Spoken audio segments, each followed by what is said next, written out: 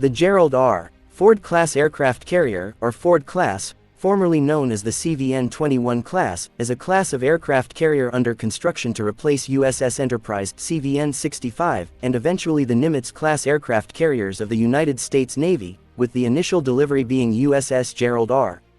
Ford CVN-78.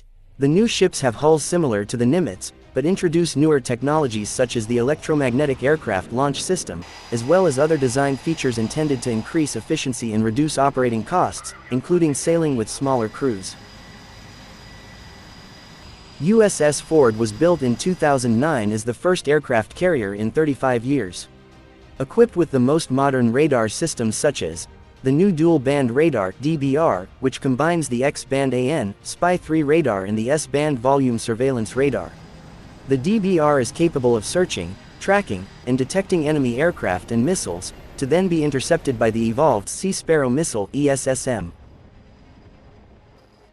The Ford class can carry 2 squadrons of F-35C Joint Strike Fighters, 2 squadrons of F-A-18E Super Hornets, 5 EA-18G Growler electronic attack jets, 4 E-2D Hawkeye early warning aircraft, and 2 C-2 Greyhound carrier onboard delivery COD aircraft, including 8 MH-60S Seahawk helicopters, as well as MQ-25 Stingray surveillance drones.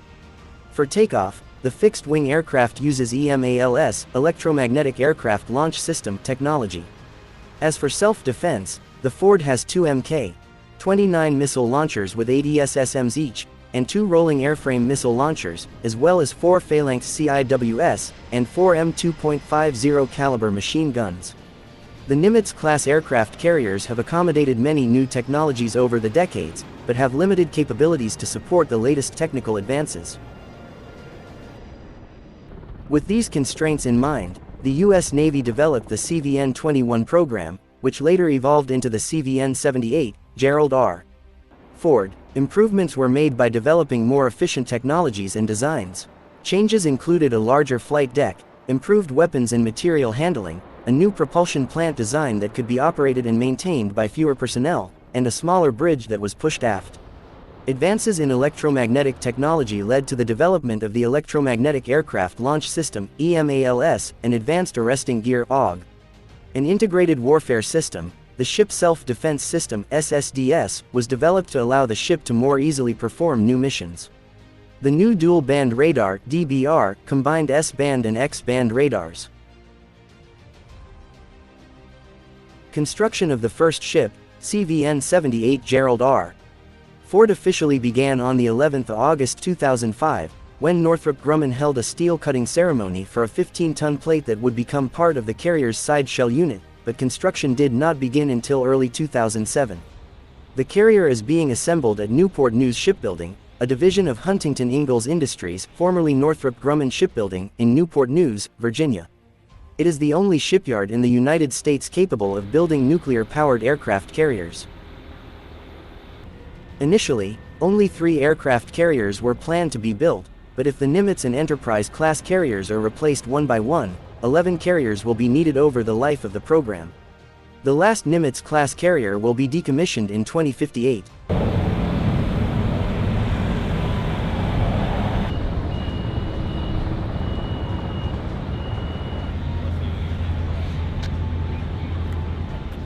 PCU Gerald R.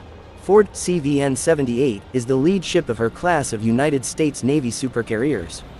As announced by the United States Navy on January 16, 2007, the ship is named after the 38th President of the United States Gerald R.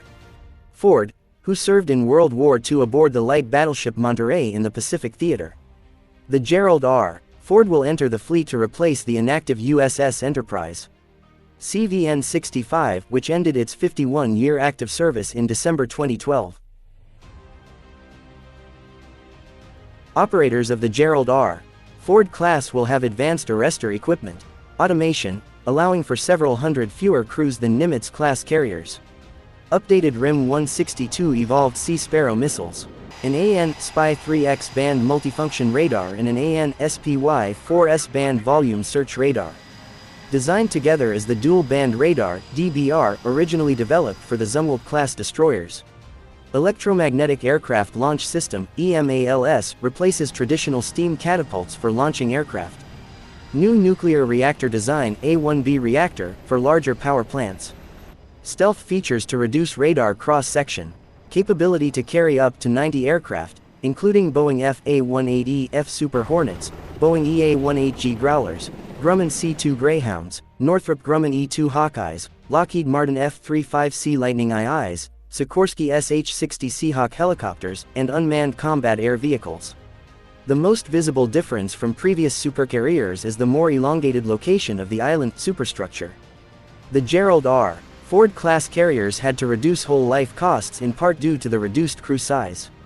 These ships were intended to sustain 160 sorties per day for 30-plus days, with a surge capability of 270 sorties per day. Director of Operational Testing Michael Gilmore criticized the assumptions used in this forecast as unrealistic and has indicated a sortie rate similar to the 122/140ths of a per day of the Nimitz class would be acceptable.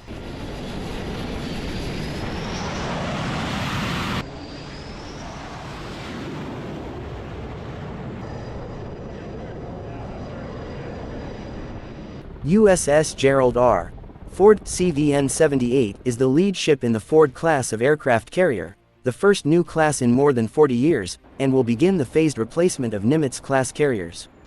CVN-78 honors the 38th President of the United States and pays tribute to his lifetime of service in the Navy, in the U.S. government and to the nation. During World War II, Ford attained the rank of Lieutenant Commander in the Navy, serving on the light carrier USS Monterey, CVL-26. Ford became president and served in the country's highest office from 1974–1977. The USS Gerald R. Ford CVN-78 is the most capable, adaptable, and lethal combat platform in the world, maintaining the Navy's capacity to project power on a global scale through sustained operations at sea. Thanks you very much for watching. Support this channel by liking and commenting on your opinions here. See you in the next video.